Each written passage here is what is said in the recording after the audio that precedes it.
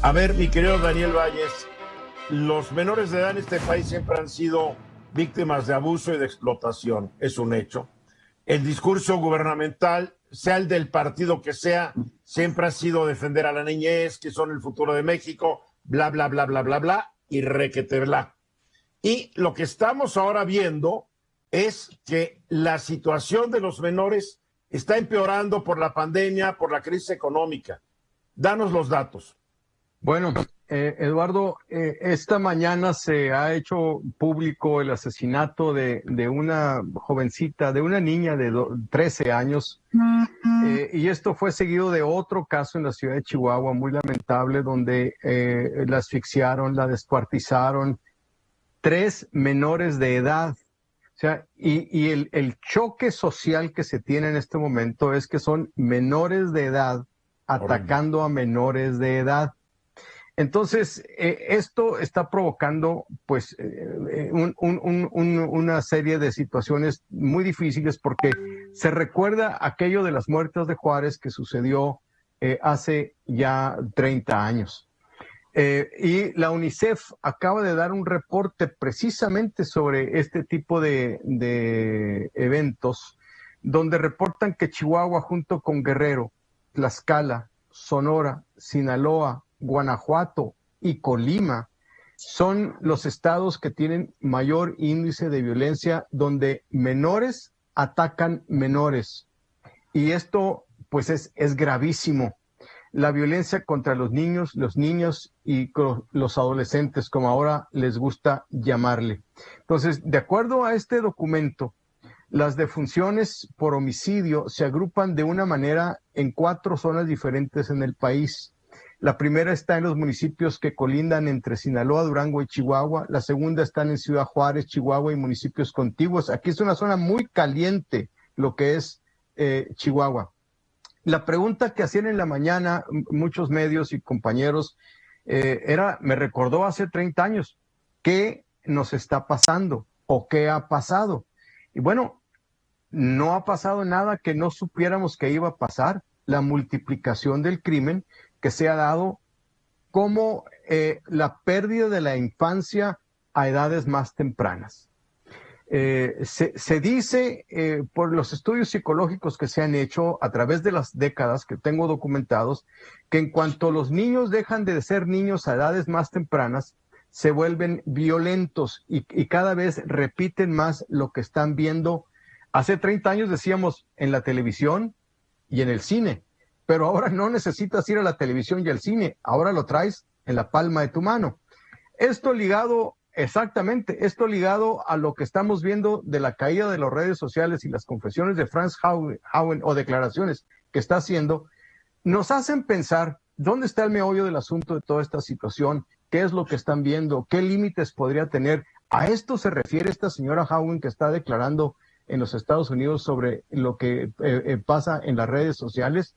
Mientras eso se resuelve, nosotros tenemos problemas muy graves en cuanto a la violencia que los adolescentes están aprendiendo y están ejerciendo en contra de otros adolescentes. Lo ven mañana, tarde y noche, lo ven al caminar en las calles, lo ven en periódicos como El Metro, lo ven en revistas, lo ven en sus celulares, lo ven en su casa. Es grave el problema y como tú dices, yo recuerdo que ya estaba yo en el programa en Fórmula hace muchos años hablando de las muertas de Juárez. Ya hablabas con autoridades de Chihuahua, lo vamos a combatir, vamos a encontrar a los culpables, bla, bla, bla. Nunca resolvieron nada. Después te enterabas que en la Procuraduría General de Justicia de Chihuahua los casos los estudiaban, los tenían todos arrumbados en un archivero, donde a veces la evidencia de un crimen estaba junto a la torta de la gente del Ministerio Público. O sea, un escándalo terrible, terrible. La situación es muy grave. Yo entiendo cuando el presidente López Obrador dice que era para combatir al delito, hay que transformar el tejido social. Tiene razón. Y en unos países prósperos y con dinero se ha experimentado y se ha tenido éxito. Llevas el desarrollo, la prosperidad, la educación a estas zonas de donde sale la gente que va a delinquir. Pero el problema es que el país está en una crisis económica donde no alcanza y por más programas sociales del presidente, se quedan escasos, se quedan muy limitados. Cortos. Muy cortos. Luis Miguel. ¿Qué sabemos de los adolescentes que fueron victimarios en este caso?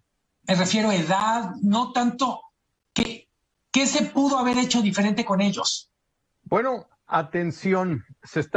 Lo que se dice es que como papá y mamá trabajan o no les prestan atención, desarrollan una conducta inclusive ya no de rebeldía como aquellos rebeldes sin causa de los que escuchamos nosotros en nuestra época, sino ahora es un coraje porque no me atiendes, porque no tengo tu atención o porque estoy ensimismado. Entonces, además, la impunidad que tenemos en el país, esto les permite planear cualquier tipo de cosa sabiendo que no van a sufrir ninguna consecuencia al respecto. No, y si la sufren son héroes de edad, a los 18 salen. Una pregunta, ¿pertenecían a una banda o no pertenecían a una banda? Porque muchos de los jóvenes, niños y adolescentes, al no tener su familia funcional, la familia se convierte la banda delincuencial.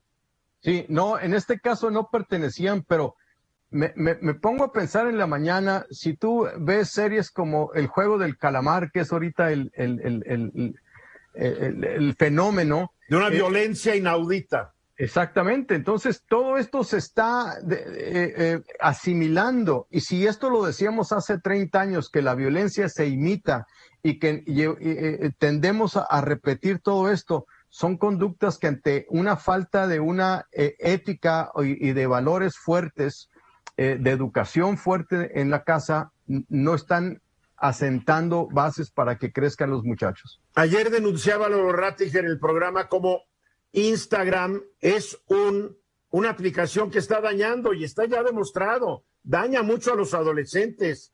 Y lo peor es que Instagram presume que está verificando el contenido. Sí, pero en Estados Unidos, porque cuando les preguntas si tienen gente verificando el contenido en México, pues te ponen cara de monje budista en meditación, porque ni se les ha ocurrido que hay que también verificar qué ocurre en México. Y los adolescentes de México les vale un cacahuate.